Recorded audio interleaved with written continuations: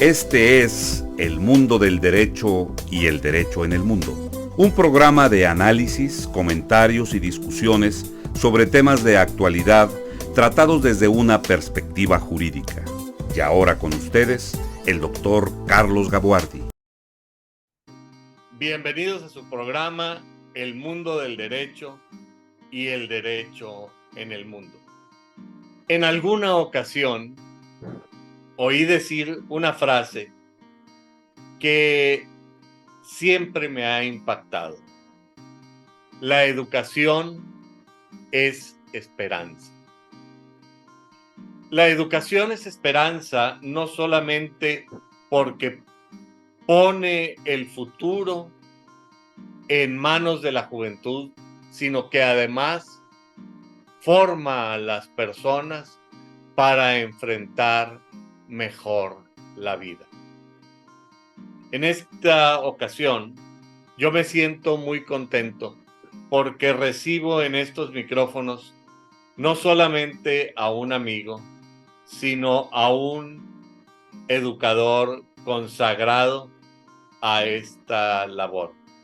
Y es muy importante hacer énfasis en esto, porque la educación, ser educador, en más de una manera, significa entregar la vida por una causa, y nuestro entrevistado no es la excepción.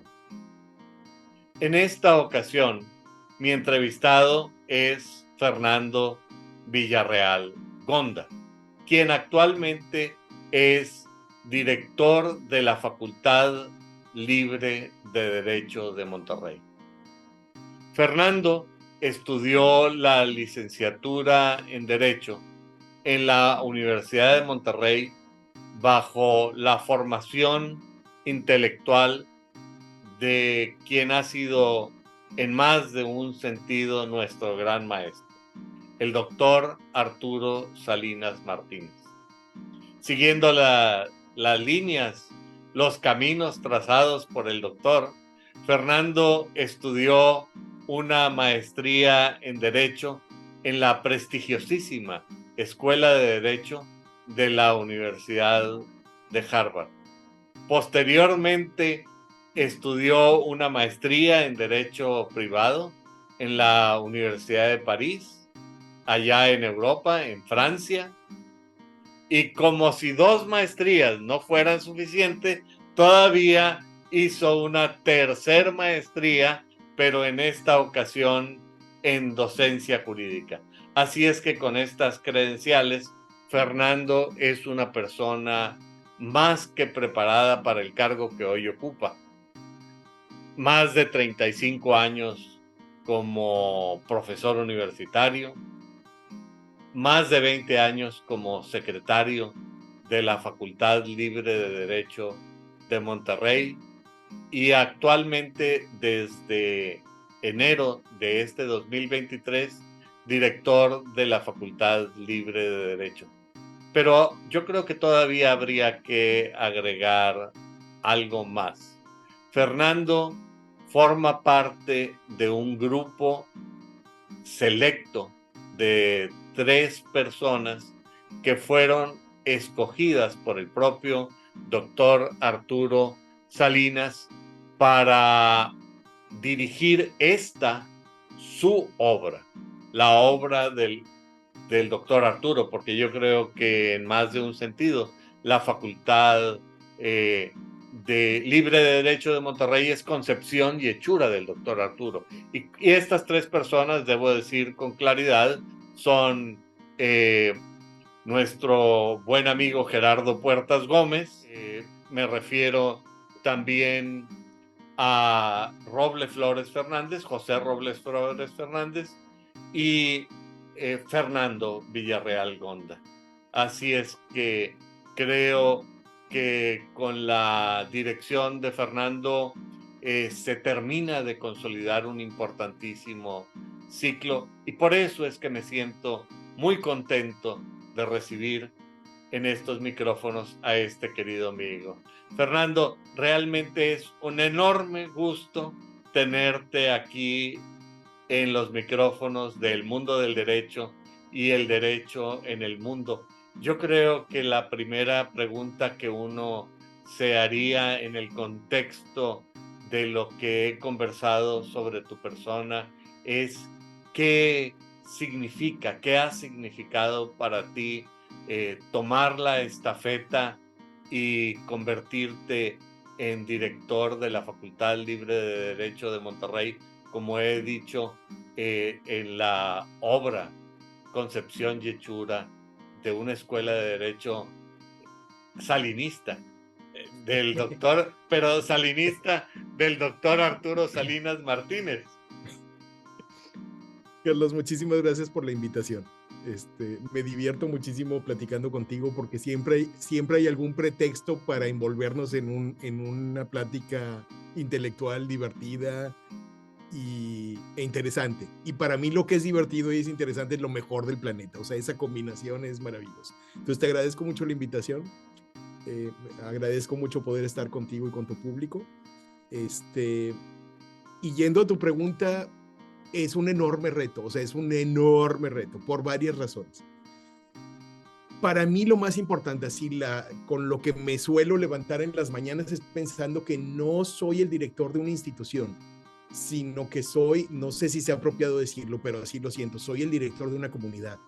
O sea, no es un tema de una institución y de unas estructuras orgánicas, es el tema de personas que están como estudiantes o como docentes, o que han estado como ex docentes o como egresadas, y que siguen pensando en que esto debe ser maravillosamente bueno y que eso debe tener unos estándares altísimos, como los estándares altísimos que nos dejó el doctor Salinas que tú mencionabas.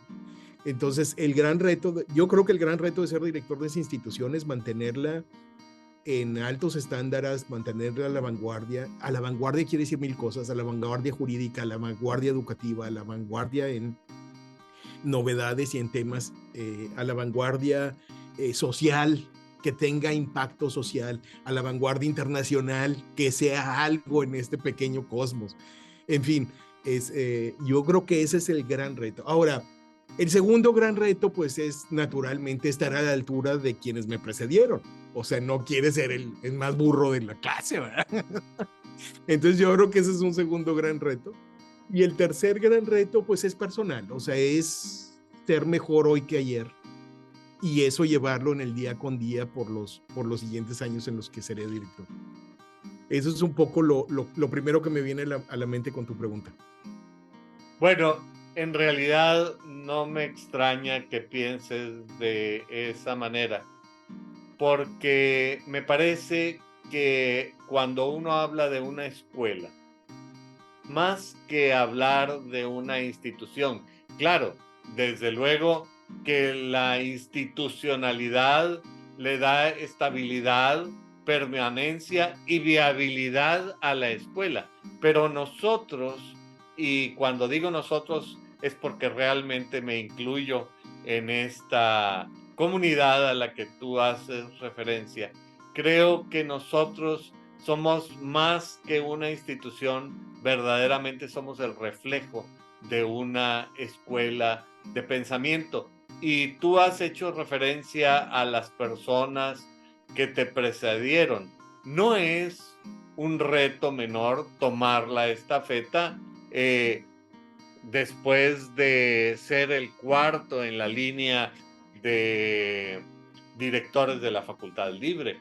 Porque si uno quisiera pensar en alguien con estatura, pues habría que comenzar con el doctor Arturo, después con Gerardo y después con nuestro queridísimo amigo José Roble Flores Fernández, quien durante 25 años dirigió la escuela. Tomas la estafeta, ¿cuáles son los retos que tú sientes que estás enfrentando? Cualquier cantidad, o sea, me estoy volviendo loco. Ya no se puede decir eso, ya es políticamente incorrecto lo que acabo de decir. Los retos son muchísimos. Mantener una escuela a la vanguardia jurídica es muy difícil. Porque no depende de una persona, depende de 90 docentes que crean en el mismo sueño que tú y depende de 250 estudiantes que creen en el mismo sueño que tú y que todo eso esté sustancialmente armonizado para que funcione. Entonces, de pronto es más fácil pensar que yo manejo mi coche solo y esa es mi responsabilidad, pero no voy solo. Vamos muchas y muchas personas en este gran viaje jurídico educativo. Y entonces el gran reto es ese, o sea, cómo hacer que la gente viva o comparta un sueño de excelencia, un sueño de responsabilidad, un sueño de disciplina, un sueño de alto rendimiento, un sueño de educación personalizada. Cómo hacer que existan comunicación muy cercana entre docentes y estudiantes, pero de nivel profesional. Cómo hacer que exista los americanos le dicen una arena, ¿no? Que exista una plaza donde se puedan discutir las ideas, manteniendo un nivel de respeto a pase lo que pase. Los griegos le decían ágora y en la Facultad Libre de Derecho también. Claro. Para mí esos son los mayores retos, o sea, los mayores retos son los académicos. Lo demás, que hay mucho demás, no son ni los mayores, y creo que sus soluciones son de otro tipo, de menor envergadura.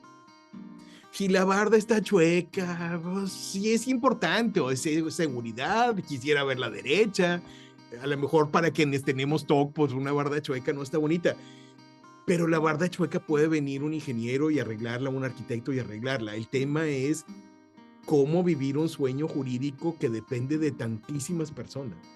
Y una cosa que ligo esta respuesta con la anterior es que a lo mejor mi inconsciente me dice, empieza hablando de la comunidad más que de la institución, porque nuestra comunidad es particularmente exigente. O sea, los y las egresadas están súper preocupados porque esto se mantenga a niveles de excelencia. O sea, maestro, es que tiene un error de ortografía en la publicación de hace mes y medio en Instagram. Y los profesores lo mismo. Oiga, compañero, esto está mal. Oiga, esto es mejorable. Y los estudiantes, oiga, compañero, pues... Entonces, el nivel de exigencia de la comunidad es brutal. Entonces, yo creo que ese es el verdadero reto de esta no sé si sea exclusivo nuestro, eso yo no sé, pero de que es un reto enorme de esta escuela, es un reto enorme. Entonces te diría, el gran reto para mí sigue siendo lo académico. O sea, si pensáramos que es un banquito y este banquito tuviera varias patas, quizá la pata administrativa o la pata financiera o la pata comercial me preocupan menos que la pata académica, que es para lo que nos formamos, que es la que nos gusta, que es la que nos apasiona, los que nos tiene a ti platicando hoy esta tarde, ¿no? Bueno, de hecho, a mí me da la impresión de que la tradición de la Facultad Libre de Derecho de Monterrey, una tradición que recoge de la escuela que fundó el doctor Arturo en la Universidad de Monterrey, siempre se ha caracterizado por un espíritu de excelencia. Y me parece que en este sentido quizá sería lo que yo te comentaría. Tú hablas de el gran reto de mantener a la comunidad motivada y comprometida. ¿Cómo se hace eso? Es súper difícil. Es súper difícil, yo creo que por dos razones. Por una combinación muy extraña que se da, según mi visión, en las escuelas de derecho. Porque tienes un ambiente universitario que es propio, rico para el intercambio de ideas y la generación de distintas ideas y la confrontación de esas ideas, pero además jurídico. Entonces estamos acostumbrados y nos apasiona decir el no. Eso no, por esto y esto y esto, y argumentar y debatir y argumentar y debatir y argumentar y debatir. Entonces, en un ambiente universitario, en una escuela de derecho, es una verdadera batalla campal del reino de las ideas. Entonces, mantener el espíritu, mantener el sueño no es cosa fácil. Creo que el tema es que las y los profesores se la crean que las y los profesores sigamos pensando, lo pongo en plural porque yo siempre firmo primero como profesor que luego como director. O sea, para mí a eso nos dedicamos. La dirección es una cosa temporal y pasajera. Sí, eres un profesor con una responsabilidad administrativa, casi como al que le tocó la papa caliente. Claro. Entonces yo creo que lo primero que tenemos que hacer es creer que podemos seguir manteniendo niveles de exigencia. Pero eso también implica que la comunidad estudiantil crea que está preparada para esos niveles de exigencia y que esté convencida de que eso la va a hacer un mejor abogado o abogada en el futuro y que eso va a hacer que tenga clientes mejor atendidos y con mayor beneficio social y que eso se transforme en un mundo jurídicamente mejor, por lo menos. Entonces, bueno, llevar el mensaje, contagiarlo, pues tú sabes, no es fácil, es de todos los días, es estar buscando afinar esta cosa y aquella cosa y mejorar y que se vea y contagiar y platicar y escuchar mucho. Eso yo creo que también es otro reto que se me estaba olvidando. No es nada más contagiar el sueño, no es nada más de aquí para allá, es de todos. O sea, a ver qué está pasando, hay eco, no hay eco, me estoy quedando atrás, cómo lo ven los demás, para dónde vamos, qué sugerencias he oído y no he tomado en cuenta. Entonces, eso también es divertidísimo. Te interrumpí, Carlos. No, realmente es muy, muy importante. Cada cosa que dices despierta en mí muchas inquietudes. Este tema que tú señalas me parece muy importante. Estar atento a lo que dice, piensa y quiere la comunidad. ¿Cómo se hace esto? Híjole, yo te diría que es el día con día. Es incansable, o sea, es mantenerse incansable, aunque pueda ser repetitivo, cansado, mantenerse abierto y recordar lo que es de diario. Te pongo 2 o 3 ejemplos muy bobos que me vienen a la mente. Hoy me topo con que una alumna hace una publicación en Instagram festejando a un profesor y le dice: gracias por su acompañar. Para mí fue transformador estar en una escuela donde hubo un profesor como usted que me acompañó, y dice algo así como que no siendo mi sangre me animaba a seguir adelante y ser mejor abogado. Eso es a lo que me refiero con escuchar. O sea, necesitas escuchar lo que opinan de sus estudiantes, es fundamental. Y no nada más me refiero a cosas menores de, es que no cierra el baño. O sea, no. A ver, ¿qué estamos haciendo por transformar vidas? Por tener gente más feliz, más dedicada, más entusiasmada, más empoderada, más decidida, con más empuje, que a su vez realmente quiera hacer de esto un mundo jurídicamente mejor. Y así como eso, pues de los profesores también. Cuando digo profesores, son profesores y profesoras, ¿no? Y ahí hay de lo que te puedas imaginar. Hay gente que está preocupada por la transición. Los viejos, algunos viejos estamos preocupados por en manos de quién vamos a dejar nuestras clases en algunos años. Hay otras personas que están preocupadas por la honestidad intelectual y el plagio. Hay otras personas que están preocupadas por la exigencia. Hay otras personas que están preocupadas por el ChatGPT. En fin, o sea, y la cosa es escuchar y tratar de abarcar la mayor posibilidad, la mayor cobertura de este tipo de ideas y seguir manteniendo una comunidad activa, viva, orgullosa y en comunicación. Porque ese y otro también es una clave de una escuela tan pequeña como esta, que se forme una red. O sea, la escuela no es mía, la escuela no es tuya, ni fue de Roble, ni fue el doctor. O sea, la escuela es en realidad una comunidad, una red, y para que haya una red, pues necesitas nudos, y que haya muchos nudos, suficiente cantidad de nudos para que todo mundo permanezca dentro de la red y no se salga como pescadito que se salga de la red. Te pongo otro ejemplo muy concreto, a lo mejor ya te estoy echando un rollo mareador, pero te pongo otro ejemplo muy bonito que acabo de leer hace poco sobre esto que te digo de la red. Leía me parece que fue en LinkedIn, uno de nuestros profesores jóvenes, te estoy hablando de un profesor, abogado, egresado de nuestra facultad, en un programa de doble titulación, con maestría en Tulane, que pues tú sabes, maestro, usted sabe, doctor, la calidad de esa escuela. Y esta persona que lleva trabajando varios años en el mundo profesional de empresas grandes de Monterrey, es profesor nuestro en uno de los cursos de terminología jurídica inglesa.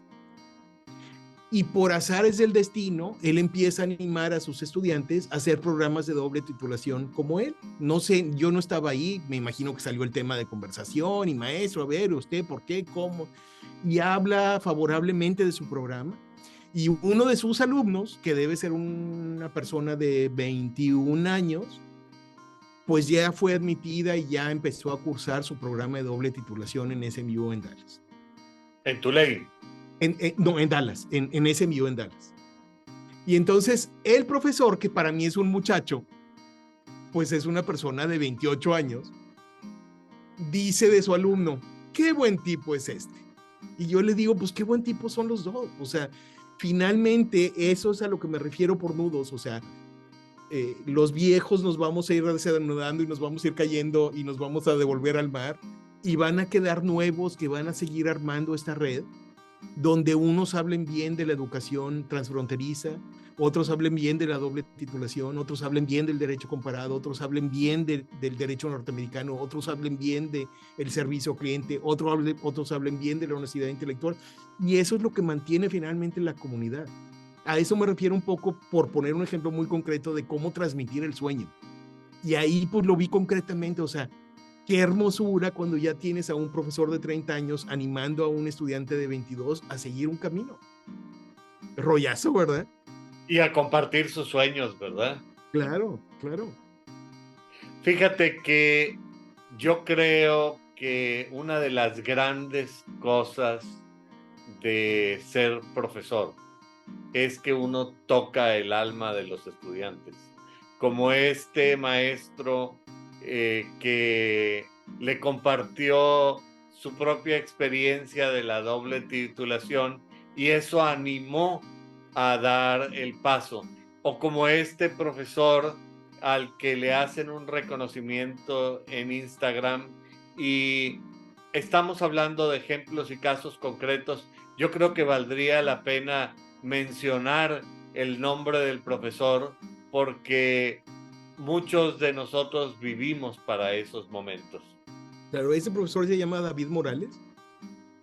Insisto, para mí es un chamaquito. Se va a reír cuando oiga. No, David Morales es el profesor de la doble titulación. Sí. Me refiero al profesor mencionado en Instagram.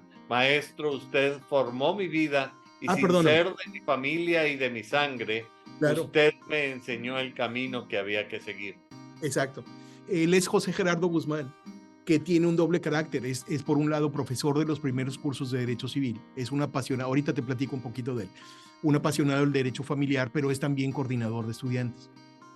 Y es una persona que tiene mucha sensibilidad para saber cómo acompañar sin abrumar, cómo acompañar sin atosigar, ¿no? sin pasarse de tiempo o de intensidad. Te decía, Pepe es además un apasionado del derecho familiar, porque lo ve no nada más como un conjunto de las reglas, o sea, lo ve como algo que puede mantener una sociedad regimontana mejor. Claro. Entonces es un apasionado y introduce muchos cuestionamientos de tipo social, de tipo de responsabilidad personal, de tipo moral, de tipo religioso, muchos cuestionamientos dentro de un curso de derecho familiar. Entonces hace una cosa que a los estudiantes de 17, 18 años pues les abre los ojos, según entiendo, a empezar a ver el derecho como algo que no es un libro, o sea, va mucho más allá de un libro, ¿no? No es un librito que yo compro en la librería jurídica, es algo mucho más allá. Entonces sí, efectivamente, Carlos, coincido contigo que de pronto los profesores tenemos muchísimo impacto, quizá no sabemos hasta dónde. Para bien y para mal, Fernando. Para bien y para mal, claro. Ojalá que todo fuera siempre para bien. ahorita que estabas platicando, me acordé de un caso que suelo repetir porque es cierto. O sea, yo tengo 59 años, tengo una nieta de 6 años, y mi nieta va a una escuela internacional en Texas, donde aprenden no nada más inglés, sino francés. Y yo me muero de la risa porque eso es el doctor Salinas. O sea, el doctor Salinas no alcanzó a ver, por lo menos en esta tierra, no alcanzó a ver que en mi casa pues había libros en francés, obras de teatro en francés, a lo mejor audiolibros en francés, a lo mejor un canal francés, a lo mejor alguna publicación. Y entonces mis hijos a lo mejor no hablan francés, pero crecieron en un mundo donde no se centraba todo, voy a decirlo, al periódico El Norte. Qué cosa tan horrible acabo de decir, pero bueno, es lo que pienso, ¿no? Y entonces, pues mi hijo cuando tiene a su hija dice, bueno, pues que crezca en un ambiente donde en casa se habla el español, donde en la calle se habla el inglés y donde en la escuela se habla el francés. O sea, el mundo se hace amplio.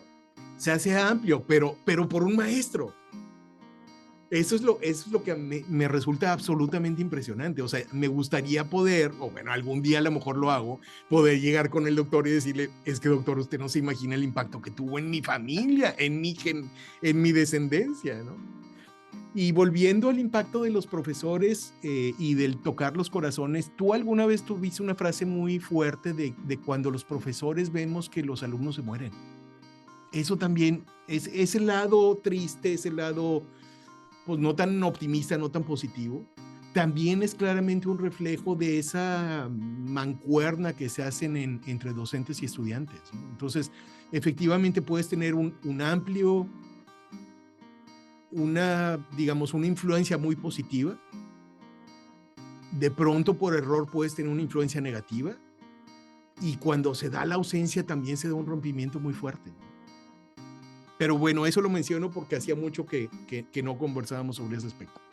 Bueno, a mí me parece realmente significativo porque me da la impresión de que si lo único que nosotros lográramos es enseñar cuestiones meramente jurídicas, verdaderamente estaríamos fallando en nuestra labor. A mí me parece que nuestro primer deber es formar personas, gente buena, de principios sólidos, que sepa enfrentar la vida y a la cual además le damos herramientas jurídicas. El derecho es el pretexto que nos permite acercarnos, porque a una persona que tiene 59 años como tú o 29 como yo,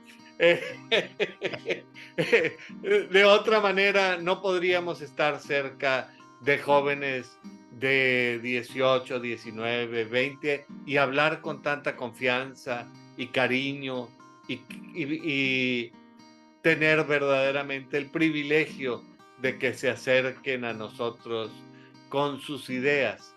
A mí me parece muy importante también señalar el ejemplo del maestro Guzmán, quien a mí me da la impresión que tiene ese don de acercarse a los muchachos, porque hay que tener en cuenta que en México los estudiantes entran muy jóvenes. Yo me acuerdo, el doctor planteaba esto en términos muy claros cuando decía la enorme carga que significa elegir el destino de tu vida cuando tienes entre 17 y 18 años.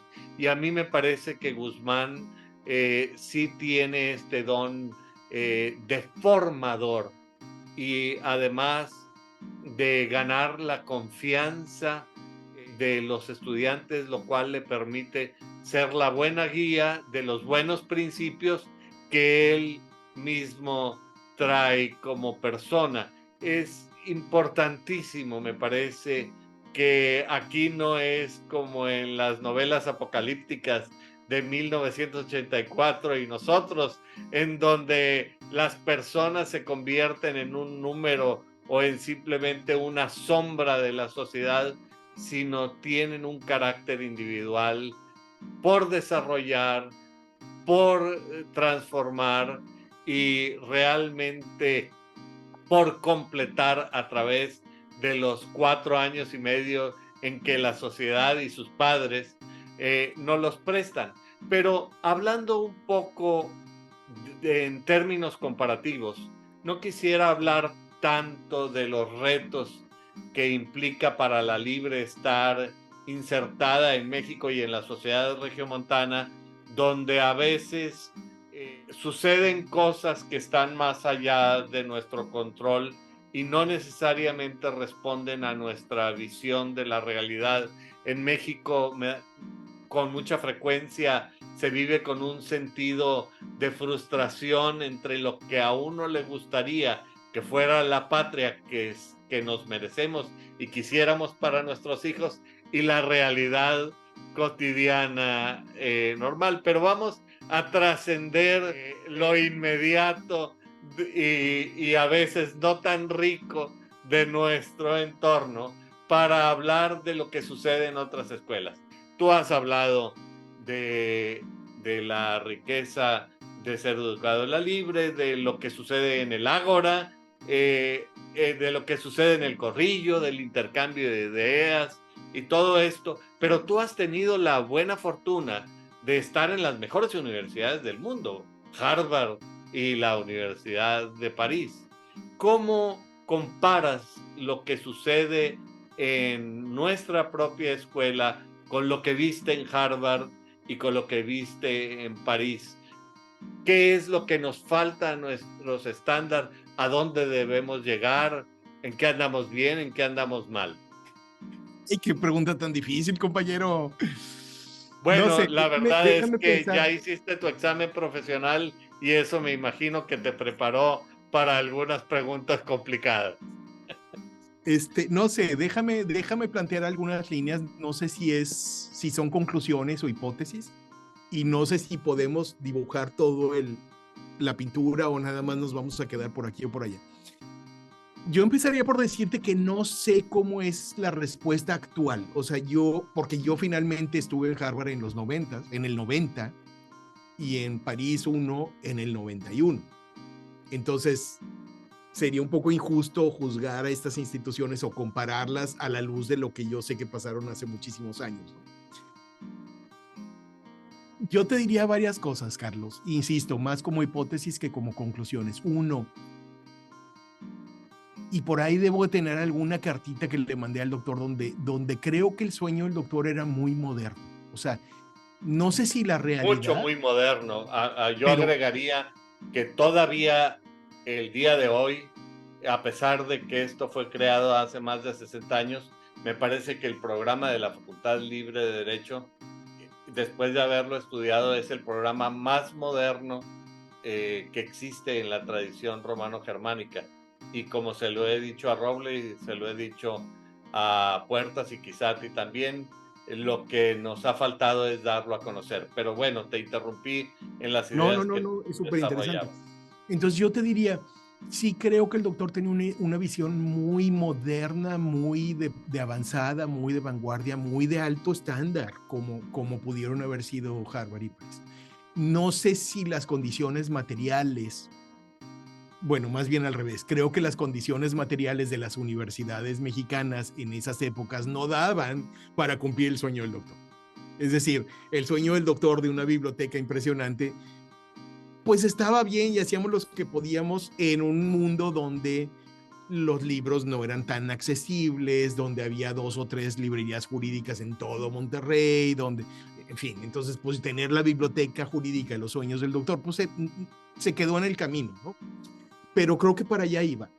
La segunda cosa que te diría es, creo que la formación que me dio la Escuela de Derecho de la Universidad de Monterrey, dirigida por el doctor en los 80s, sí te dejaba estar al nivel de Harvard y de París.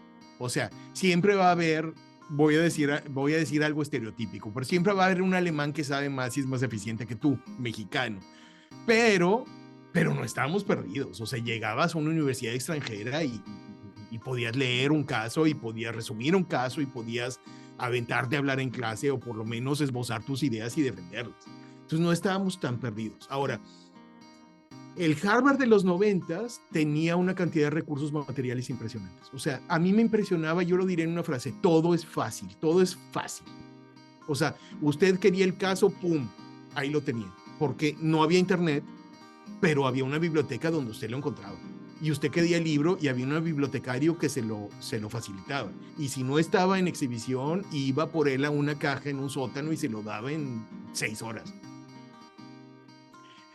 Usted necesitaba leer materiales para clase y ya tenía las fotocopias sacadas. O sea, a Harvard no le interesaba que el alumno se fuera a sacar fotocopias 2 horas y cuarto. Le interesaba que estuviera en su dormitorio, en su biblioteca leyendo y que llegara y participara y cuestionara y avanzara, etc. La otra cosa que era muy de Harvard de esa época era profesores muy profesores. O sea, yo creo, pero ese es un tema que a lo mejor... Más profesores y menos docentes. Sí, y sobre todo algo que a mí me impresiona mucho es que yo veo en México muchos profesores gestores. O sea, pues sí, usted es profesor de Derecho, pero también es director. Y entonces pues tengo que andar viendo la barda en lugar de leer 4 artículos de lo que está pasando en el mundo actual, en el derecho o en la educación. Entonces siempre hay esta como el exceso de carga administrativa que se da en algunos lugares, que no creo que haya sido el tema de Harvard en ese época. Entonces tenías a profesores muy consolidados, muy profesores, con un vasto conocimiento de la práctica jurídica además, con muchos contactos, porque Harvard les da un standing de otro nivel, entonces tenían cualquier cantidad de contactos. Y pues hace que la experiencia sea muy rica. Ahora, yo diría una cosa, la experiencia dentro del aula y la experiencia fuera del aula, que también es muy rica. Entonces la posibilidad que tienes de ir al cine cultural o ir al cine jurídico o tener una discusión sin quererlo de derecho comparado en el comedor, pues es algo que logra Harvard cuando tiene, no sé, en aquella época 120 estudiantes de 60 países.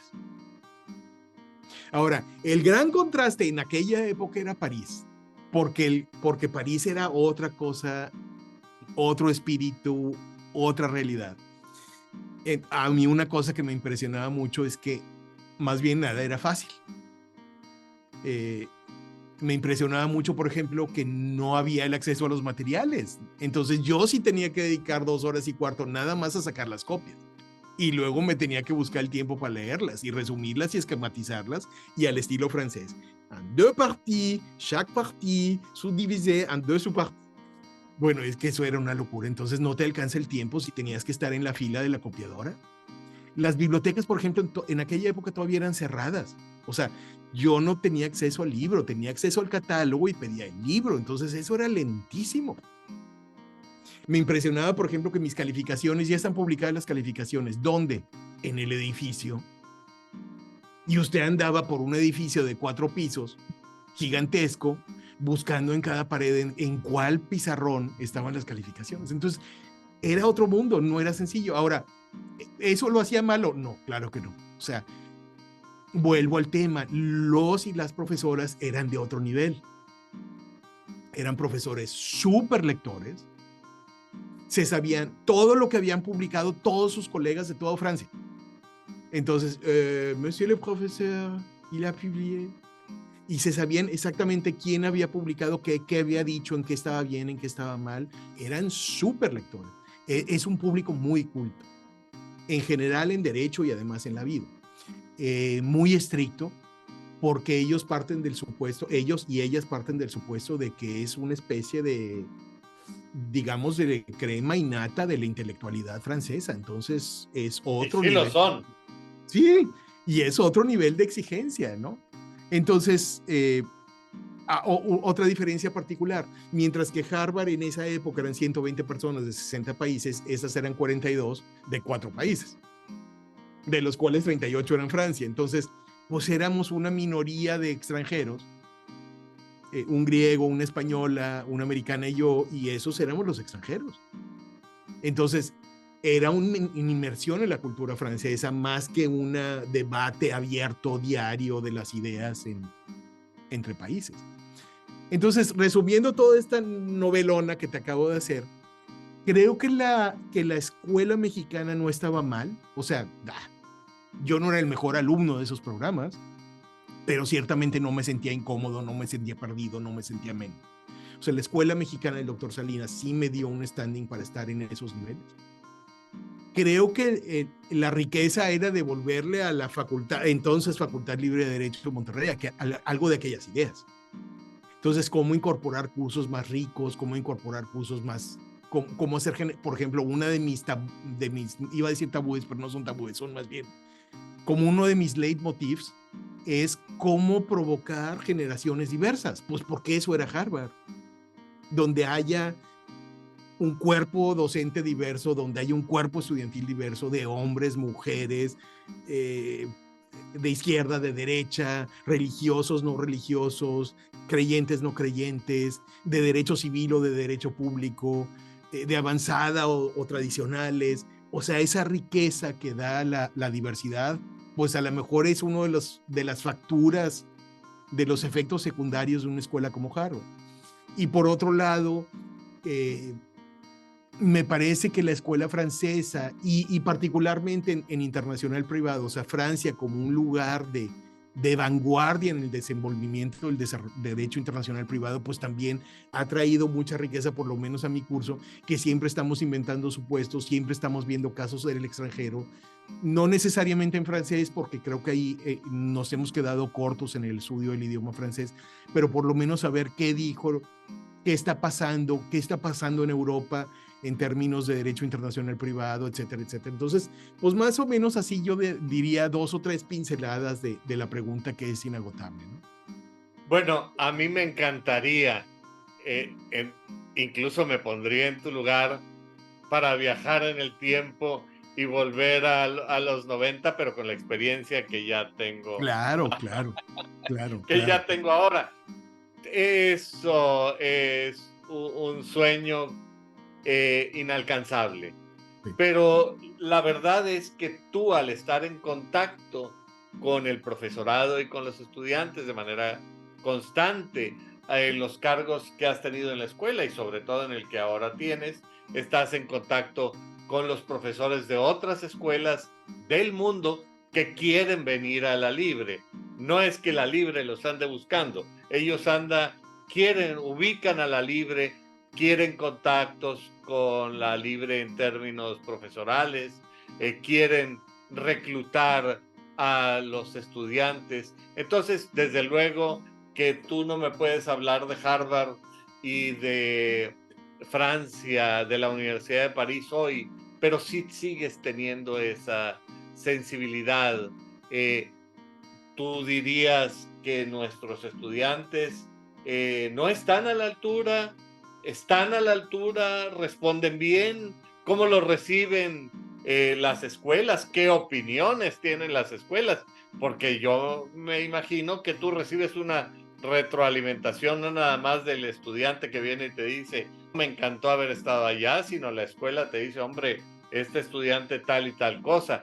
¿Qué es lo que has pulsado en este sentido? También un poco con el carácter y con el espíritu de evaluar en dónde estamos como escuela. Pero muy buena pregunta. Yo creo que es una respuesta muy difícil, pero déjame otra vez empezar a dibujar. Y voy a empezar así por cosas muy concretas de esta semana. No, ¿a qué día estamos? ¿Martes? Estamos a martes 15 de agosto. Bueno, no hace más de 4 días recibí un correo de la Oficina Internacional donde básicamente me dicen 2 o 3 ideas. Primero, estuve en contacto con una escuela de derecho norteamericana con la que tenemos un convenio de doble titulación. Segundo, el decano de la escuela está feliz con haber admitido en ese programa a fulanito de tal, estudiante de la LIB. Varios profesores le han dicho que es un activo en sus clases. Y además hablé en paralelo con el estudiante y el estudiante está feliz y aprendiendo muchísimo. Entonces te digo, una prueba concreta de que algo estamos haciendo bien. Y cuando digo estamos, es en plural. O sea, no soy yo, es mucha gente. Es el estudiante, es la familia del estudiante, son los profesores y profesoras del estudiante en México. es las personas que lo inspiraron a buscar algo en derecho norteamericano a esa edad, son los profesores de allá y profesoras de allá que han podido detectar quién tiene más talento como para señalarlo. Y yo creo que finalmente es el poder de adaptación del propio chavo, de decir, bueno, este es mi nivel en la libre y este es mi nivel en Chicago y voy a dar todo.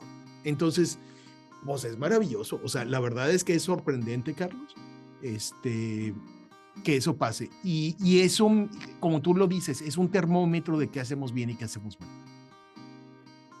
Y es también, como yo decía al principio, una labor colectiva diaria de las y los docentes de la libre.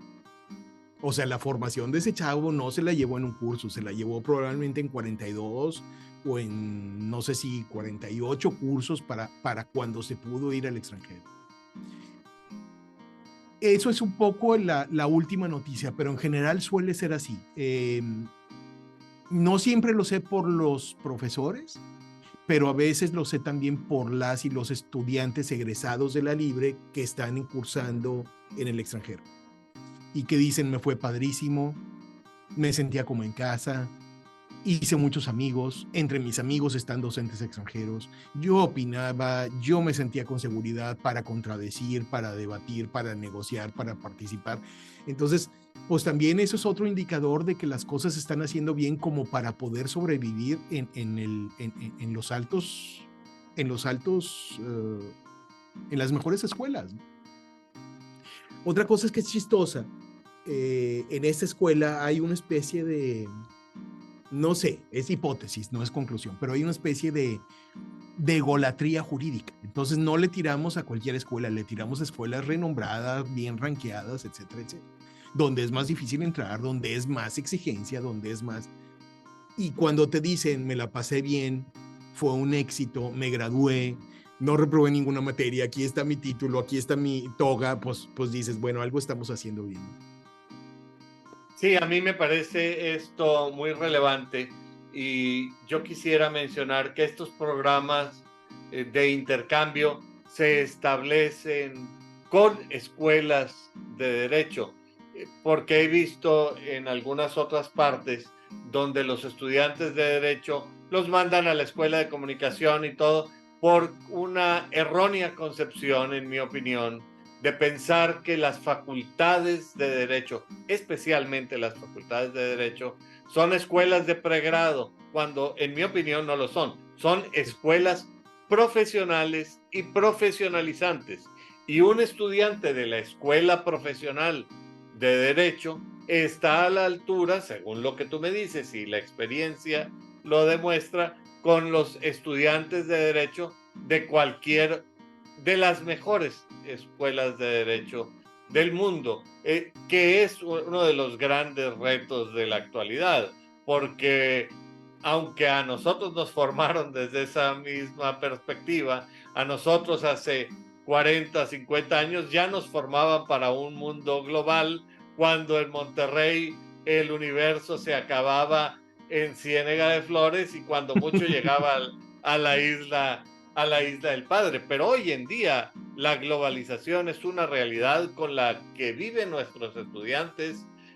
Nuestros estudiantes trabajan en cualquier parte del mundo, y en este aspecto creo que otro renglón importante es el de la tecnología, donde aquí debo reconocer la gran labor que tú personalmente hiciste para mover la escuela hacia un ambiente de tecnología total cuando inició la pandemia.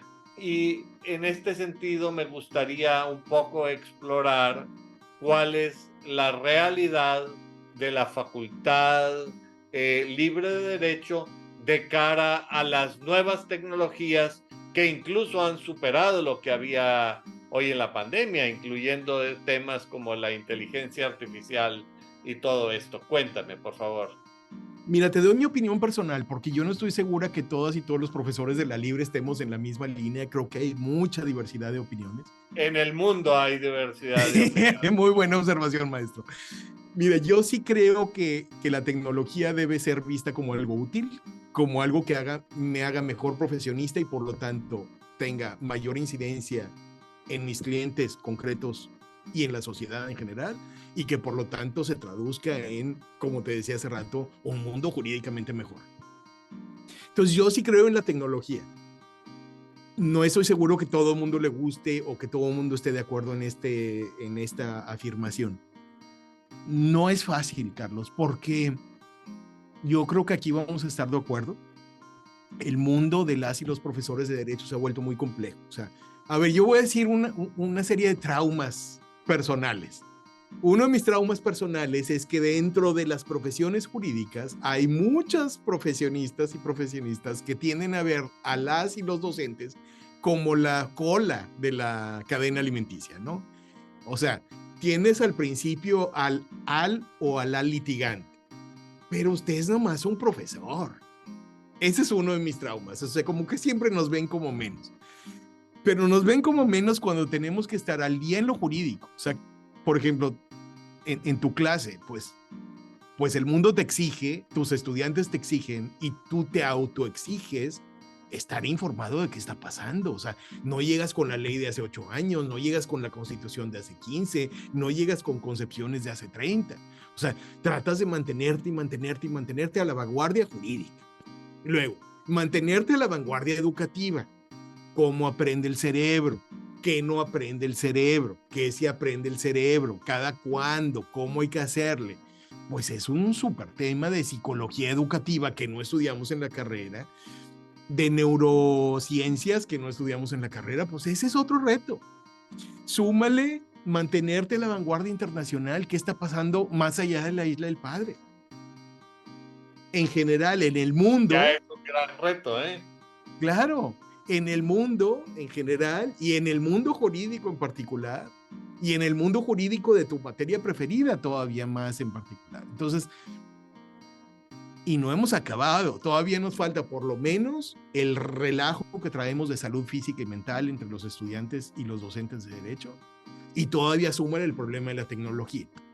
Entonces, mantenernos a la vanguardia en salud, en temas internacionales, en temas jurídicos, en impacto social, en responsabilidad, en ética y luego en tecnología es un verdadero reto. Por eso creo que no deberíamos estar las y los profesores en la cola de la cadena alimenticia de las profesiones jurídicas. Ahora, el tema de tecnología me intriga muchísimo, pero no acabo de entenderlo, pues porque no es lo que yo estudié. O sea, te tienes que intencionalmente mantener. Me acabo de inscribir en un curso de ChatGPT a ver qué aprendemos por ahí. No le saco. Esa es quizá la diferencia.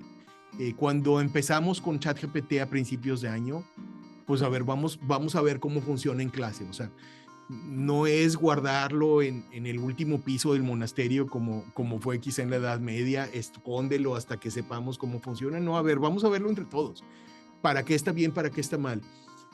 Como decía mi amiga y colega Lilian Jauregui, pues es que es como la calculadora, ¿no? O sea, pues ¿a quién se le ocurriría en este siglo seguirla prohibiendo? Pues incorporémosla en nuestro día con día, como el Excel o como Vilex o como, en fin, todos estos desarrollos, creo que son importantes. Creo que hay que estar, insisto, a la vanguardia y sobre todo si realmente nos creemos el truco de que estamos aquí por los estudiantes. O sea, a lo mejor nos morimos en 5 días o en 5 años o en 10 años, las y los profesores, pero a los estudiantes les va a tocar un mundo inmerso en tecnología. Entonces, creo que es estar al día, creo que es otra vez contagiar la magia, creo que es no contagiar los miedos y creo que es, como dijo uno de nuestros profesores en alguna reunión,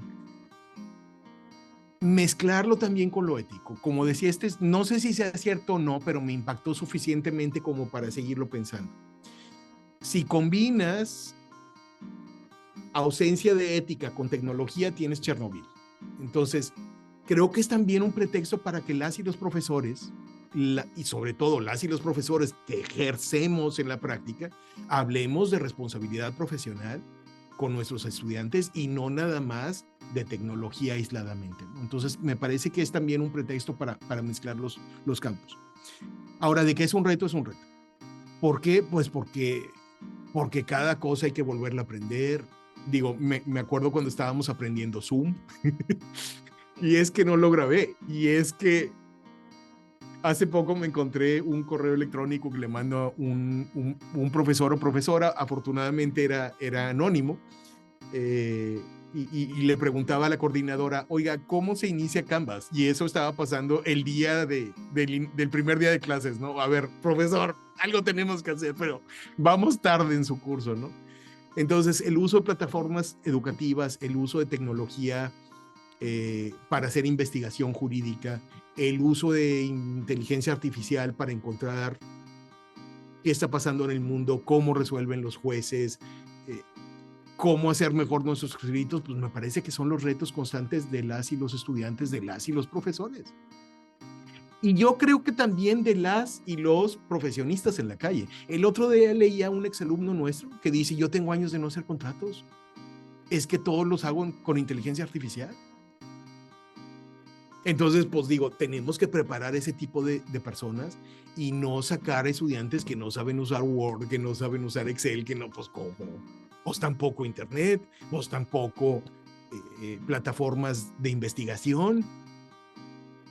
Y, pues, y ahí nos vamos, pues vamos a hacer un mundo muy limitadito, ¿no? Entonces, pues yo creo que hay que tomar el tema, hacer lo mejor que podamos, rodearnos de expertos y expertas. O sea, hay gente que sabe más que nosotros y que lo puede hacer mejor, pues órale, que vengan y opinen y nos enseñen lo mejor y lo peor de cada uno de los avances, entre comillas, tecnológicos. Bueno, y ya se han abierto muchas posibilidades a través de la tecnología. A mí me ha tocado entrevistar profesores chilenos, argentinos y de otras nacionalidades que han dictado cursos de verano, etcétera, a través de las herramientas tecnológicas. También entiendo que hay algunos profesores de cursos ordinarios de licenciatura, regulares de licenciatura, que los están dando a distancia, y eso permite que se oigan otras voces. Claro. Es decir, estamos acercándonos al mundo. Sin embargo, en el contexto del mundo, del universo, de la carne seca, tú aspiras a un reconocimiento a los profesores cuando, como tú dices, con frecuencia el profesor se ve como alguien que no pudo lograr otra cosa en la vida y por lo tanto se dedicó a ser profesor, cosa que no es nada más la visión común de la sociedad, sino que además las propias universidades con frecuencia me da la impresión de que tampoco le dan su lugar a los profesores. A mí me gustaría que me conversaras un poco sobre esto, sobre el lugar que le dan en la Libre a los profesores. Y tú dijiste, tanto en Francia como en Harvard, hay los grandes profesores que accidentalmente son docentes. La docencia no es la parte más importante de su actividad profesoral, tanto como generar pensamiento y tener presencia en la sociedad. Bueno, yo te hago la pregunta con respecto a la Libre y me gustaría hablar un poco de tu perspectiva hacia el futuro. Quizá eso nos da la pauta para que eventualmente, incluso si no es mucho pedir, me gustaría plantear, bueno, y cuando llegue el momento de entregar la estafeta a una nueva persona, ¿qué te gustaría haber dejado? Muy bien. Oiga, se anda muy afilado, compañero. Déjame empezar otra vez a dibujar algunas ideas sobre clase y los profesores. Yo soy un fanático de la diversidad. O sea, a mí me parece que entre más riqueza haya, es mejor. Que entre más variedad haya, es mejor. Y lo digo en el cajón de las verduras y lo digo de las y los profesores. Entonces, a mí me parece que una buena variedad de hombres y mujeres, una buena variedad de edades, una buena variedad de ejercicio profesional, una buena variedad de posición ideológica, filosófica, política, religiosa de la vida. O sea, todo eso nutre mucho una escuela. Hasta el detalle fino como dónde estudiamos o a qué escuela fuimos para saber si estamos creando un sistema que se retroalimenta solo o es más bien permitimos que entren ideas de otras partes y todo. Entonces yo soy fanático de la variedad, pero dentro de esa variedad, a mí en lo particular, Fernando Villarreal, como profesor o como secretario académico, como director, si me preguntan mi opinión, yo diría, debe haber mínimos. O sea, un mínimo es que él o la profesora sean personas que éticamente son respetables. Me refiero, no necesito que les vengan a enseñar mañas. O sea, necesito que les vengan a estudiar, a enseñar a pensar. Pero digo, no prefiero gente corrupta, no prefiero gente amañada, pues no, eso no quiero. Dos, que sean congruentes, o sea, que sepan lo que están enseñando. Quiero decir, que lo practiquen, que lo practiquemos.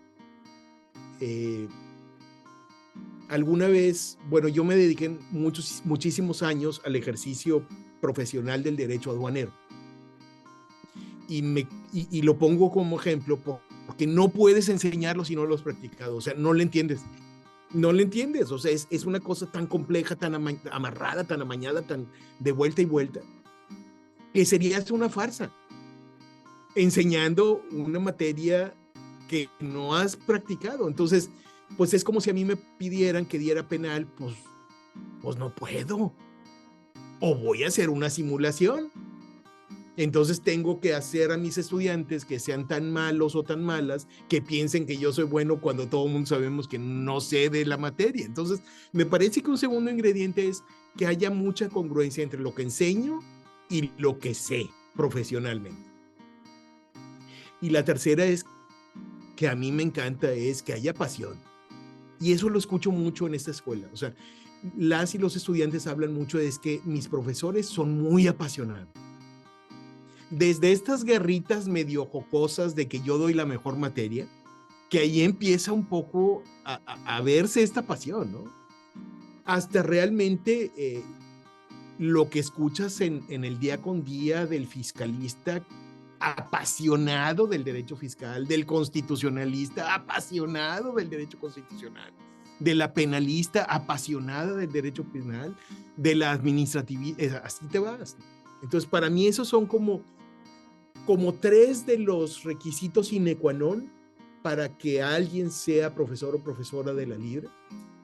Pero en lo demás me parece que venga la diversidad de edades, de orientaciones, de gustos, de experiencias, para hacer esto una cosa muy variada, muy rica, y provocar también lo que decíamos al principio de la conversación, la confrontación de las ideas. Porque si todo el mundo pensamos igual, pues esto se vuelve un desierto intelectual. Entonces, que haya también ese diálogo entre aulas, pues me parece bonito. Ahora, por la segunda pregunta, Carlos, la transición, híjole, es una pregunta súper difícil. A lo mejor hay que explicar un poquito a qué nos referimos tú y yo con transición. Y me tengo que devolver al inicio de la charla donde decías, bueno, esta escuela la fundaron 11 profesores fundadores, acompañados muy rápidamente por otros docentes, una treintena de docentes que empezaron a dar clases, acompañados también por 78, 80 alumnos y alumnas que son los estudiantes fundadores de la Libre. De esos 11 yo soy el chiquito, o sea, aquel viejón de 59 años pues es el pollito de aquellos profesores y profesoras. Algunos han dejado el proyecto, por gusto, por necesidad, por cambios de ciudad, porque así es la vida, ¿no? Algunos siguen en el proyecto, les gusta, les intriga, preguntan, lo vigilan, pero no muy de cerca. Y algunos hemos estado muy pegados al proyecto. Tú mencionabas a Gerardo Puertas, mencionabas a Roble Flores, me mencionabas a... Y entonces, pues el pollito ya se hizo viejo. Y efectivamente ya estamos en necesidad de dejar esto en manos de alguien más. ¿Quién es ese alguien más? No sé. No te lo sé decir en este momento, y lo cual creo que es bueno. No sé si va a ser un hombre. Bueno, sería no sé prematuro realmente identificar a la persona, pero Exacto. sí cómo te gustaría dejarle. ¿Qué es lo Exactamente, que te gustaría exactamente. Entonces, no sé si va a ser un hombre, si va a ser una mujer, si va a ser joven, si va a ser viejo, si va a ser muy viejo, si va a ser muy joven. Yo creo que, y volvemos a la palabra retos como empezábamos a conversar, ¿cuáles son los retos de esa persona? ¿Y cuáles son los retos de la generación que se va? Creo que los retos son mantener, pero evolucionar, lo cual suena a una mafufada del maestro Villarreal. A ver, ¿a qué me refiero por mantener? Mantener una escuela con un trato personalizado. Yo creo que eso es absolutamente fundamental. ¿A qué me refiero? No necesariamente a los números, pero esa es una escuela donde el tamaño promedio de los grupos es de 13 personas, lo cual Aquí hay envidian... que enfatizar la razón de profesor estudiantes 1 a 3. 1 a Es una 3. cosa realmente excepcional en las Excepcional. escuelas de derecho, no solamente en México, sino en el mundo. Yo no sé de otra escuela que pueda decir, en esta escuela hay un profesor por cada 3 estudiantes. Eso es impresionante. O sea, yo creo que esa es una de las piezas claves de este modelo educativo. Y es que eso es lo que provoca expresiones como el profesor que acompaña, eso es lo que provoca la pasión de las y los jóvenes estudiantes por el fiscal o por el penal o por el administrativo. Y es que eso es lo que provoca la confrontación de las ideas, que afuera del aula sigas pensando en derecho, que afuera del aula sigas pensando en argumentación o sigas pensando en ideas o a ver qué libro leo. Entonces, me parece que quien venga tiene que mantener un sistema personalizado. ¿Qué es caro? Sí es caro, pero para eso nacimos. ¿Qué es difícil? Sí es difícil, pero para eso nacimos. ¿Por qué es caro? Pues porque tienes 80 profesores de primer nivel. ¿Por qué es difícil? Pues porque tienes 80 bocas hablando. Sería más fácil, pues 16, 24, 38. A ver, maestros, la cosa va a ser así. Pues no es así. O sea, aquí tenemos 80, 90 individuos opinando, conversando, debatiendo, criticando, mejorando. Entonces, yo creo que a toda costa tenemos que mantener ese sistema. Me parece que es una de los identificadores clarísimos de este modelo educativo. La exigencia, o sea, no queremos caer en contemplaciones, en bueno, pues entregó la tarea, en bueno, como decía el mismísimo doctor Salinas, si usted se inscribe y no se muere, tiene el título. Eso no puede ser. O sea, yo soy más bien fanático del alto rendimiento, de saber sin engaños que usted se inscribe a una escuela de alto rendimiento y de que sus profesores y profesoras lo van a estar retando continuamente a leer más, a pensar más, a estudiar más, a contradecir más, a ser más creativos, a inventar otras cosas, a leer otras cosas, a aprender de tecnología o aprender de responsabilidad o aprender, en fin. Entonces yo creo que alto rendimiento es sine qua non. Creo que una educación personalizada es sine qua non. Creo que una educación muy basada en lo metodológico también es fundamental. Me refiero a no solo enfatizar la transmisión del conocimiento, como fue muchos años la educación jurídica en México, sino realmente en desarrollar habilidades de abogados de las que requiere el mundo actual. Claro. Entonces tendríamos que hacer un viajecito por los grandes despachos o por los grandes áreas de administración de la justicia o por las grandes empresas, sean bancarias o sean transnacionales o sean en fin, hacer un viajecito. ¿Qué es lo que el mundo reclama de las y los abogados? Para estar seguros que transmitimos, que desarrollamos esas habilidades o afinamos, como decía el doctor, afinamos las habilidades de las y los estudiantes para responder ese mundo actual. Entonces yo creo que ese es lo difícil de la transición. Poder encontrar una persona que se crea este sueño, que siga pensando en cómo sí puedo tener un sistema personalizado, cómo puedo tener un sistema de alto rendimiento, cómo puedo tener un sistema de una educación metodológica, cómo puedo enfatizar que se aprende a veces tanto adentro como fuera del aula, cómo puedo enfatizar la educación clínica, cómo puedo enfatizar la educación internacional. Cuesta, sí cuesta, pero tenemos que mantener este perfil. Entonces, ese yo creo que es el gran reto de la transición. Hay otro par de retos. Uno es encontrar a la persona o a las personas, porque no está de moda ser profesor de derecho, porque no está de moda ser profesor de derecho de los que hemos venido platicando.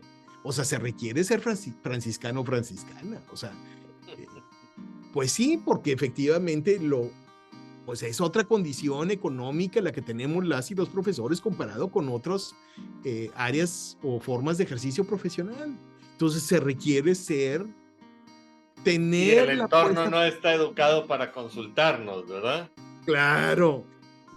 Y yo creo que otro gran reto es, voy a decir una cosa un poco provocadora, pero creo que otro gran reto es mantener a las y los estudiantes, a los futuros y las futuras estudiantes, creyendo en que lo personalizado y lo de alto rendimiento y lo internacional y lo metodológico vale la pena. Porque en esta sociedad del entretenimiento, como decía Vargas Llosa, pues es de lo más cómodo dedicarte a la vida tropical, ¿no? Pues puedo estudiar menos y también soy abogado, pues puedo ir menos horas y también soy abogado, puedo tener un mejor horario y también ser abogado, puedo no enfrascarme en esas discusiones o tener exámenes más sencillos, o que sean nomás de falso y verdadero, o que me pregunten como aquel viejo, ¿no? Como aquel viejo chiste de el robo es un delito y usted completa la frase. Entonces, pues es que ese es el nivel de exigencia que algunos quisieran. Entonces, no está de moda ser una escuela exigente. Ese es otro de los grandes retos. O sea, cómo mantener la idea de que esto vale la pena por el estudiante, por su familia, por sus clientes, por su entorno inmediato y por su entorno mediato. Entonces, creo que por ahí están los retos de la transición. Encontrar una nueva generación de personas apasionadas del derecho, apasionadas de la educación, apasionadas de la tecnología, apasionados de los grandes temas de la educación jurídica del siglo XXI y poderles pasar la estafeta y decir, nomás te pido, compañero o compañera, mantengo una escuela personalizada de primer nivel, de alto rendimiento, muy enfocada en lo metodológico, muy enfocada en lo internacional, muy enfocada en la responsabilidad social, muy enfocada en el ejercicio ético de la profesión. Y pues por ahí va. Y el reloj contando, ¿no? Yo asumí el compromiso de ser director por 5 años y he estado insistiendo mucho en eso. Roble también, ¿eh? ¿Perdón? Roble también. Eso sí, yo no sé. Pero a mí me parece que es importante ponernos la presión. Necesitamos evolucionar como escuela, necesitamos dejar esto en manos de alguien más. Si nos descuidamos, la propia vida va a ser la selección natural, los va a llamar a todos y ahora sí agárrense a ver en manos de quién queda. Entonces yo he estado insistiendo en provocar estas discusiones, en provocar este tránsito, en dejar la escuela muy ordenada en todo, desde la barda que te decía que no esté chueca, hasta en términos comerciales, en términos financieros, en términos administrativos, en términos, lo más importante, en términos docentes, dejar esto muy ordenado para que quien venga no se tenga que distraer en eso, o sea, no tenga que estar llenando los huequitos del pasado, sino que más bien pueda ver hacia el futuro y decir, ahora sí venga. Cómo viene Harvard, cómo viene Bucerius, cómo viene el Instituto de Empresa, cómo viene Georgetown, cómo viene la UNAM, y para dónde vamos y a dónde queremos llegar con este espíritu. Sí, a mí se me hace muy importante y yo me preguntaría en qué ya exportamos estudiantes que son competitivos en las mejores escuelas del mundo. A mí me gustaría saber en qué momento vamos a tener profesores que van a que incubados en la Facultad Libre de Derecho como profesores son llamados a las mejores y más grandes instituciones del mundo a aportar su conocimiento extramuros. Y así como ese, nos quedan, cada cosa que hemos estado conversando parece que da como para un programa en sí mismo. No, lo digo con franqueza. Las buenas conversaciones, te decía, deben dejar temas pendientes para que eso nos permita la ocasión de reunirnos nuevamente, y creo que debemos hacerlo, debemos provocar que suceda, pero al llegar la conclusión natural del programa y consciente de que nos han quedado montones de cosas para seguir conversando, a mí me gustaría pedirte que nos hicieras el favor de dirigir un mensaje para el público que semana a semana nos hace el favor de seguirnos en este programa, y también del público que eventualmente verá este programa en el futuro. No sabemos cuándo, pero cuando lo vea va a oír lo que tú tienes que decir. Por favor, ayúdanos con este Qué mensaje. bonito, Carlos. Yo lo diría en dos idiomas. En un idioma elegante y en un idioma acá vulgar de la calle. En un idioma elegante te diría no small plans. O sea, mi mensaje sería no small plans. Si vas a ser abogado litigante, tienes que ser el mejor. Si vas a ser abogado de empresa, tienes que ser el mejor. Si vas a ser un consultor y vas a tener tu propio despacho, tienes que ser la mejor. Si vas a ser penalista, vas a ser la mejor. ¿Y qué quiero decir por la mejor? La más eficiente, la más comprensiva, la que mejor sirva a sus clientes, la más responsable, la más honesta, la que mejor sirva al sistema de justicia, etc. Si te vas a dedicar al poder judicial, si te vas a dedicar al derecho internacional, si vas a ser diplomático o diplomática, tienes que ser la mejor. O sea, no te plantees metas bajas, no caigas en la zona de confort, sigue luchando. Ahora, la respuesta ranchera, vulgar de la calle es, y la repito muchísimo con mi equipo, es no se me canse. No se me canse, o sea, siga luchando, siga dando lo mejor de sí. Cada día tenemos que ser mejores estudiantes, o sea, llegar más leídos, cuestionar más profundamente, ser más ingeniosos, usar mejor la tecnología, cuestionarnos el ejercicio ético de la profesión, saber si estamos haciendo un bien social o en realidad estamos teniendo este efecto en el mundo. Entonces no hay que cansarnos. Ese es quizá el mensaje que como viejo profesor de derecho le daría al público. En cualquier área del derecho que usted ejerza, sígale ejerciendo con responsabilidad, con pasión, con disciplina, y sí se puede mejorar el mundo. Nos tenemos que aplicar. Ese sería en breve mi mensaje. Digo en breve porque si no vuelvo a agarrar pista, ¿verdad?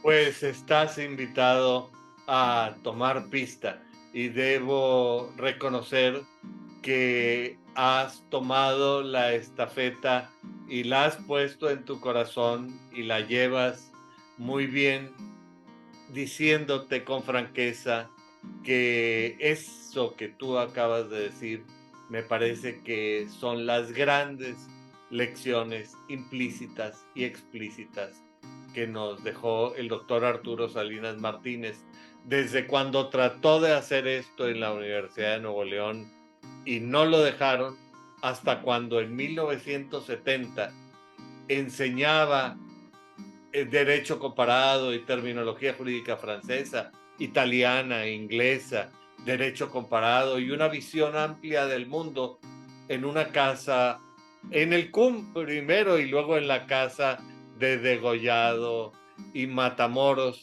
en donde se vibraba con el ambiente que hoy todavía se vive en la Libre. Me siento muy contento de haberte tenido como invitado, y al público que semana a semana nos hace el favor de acompañarnos.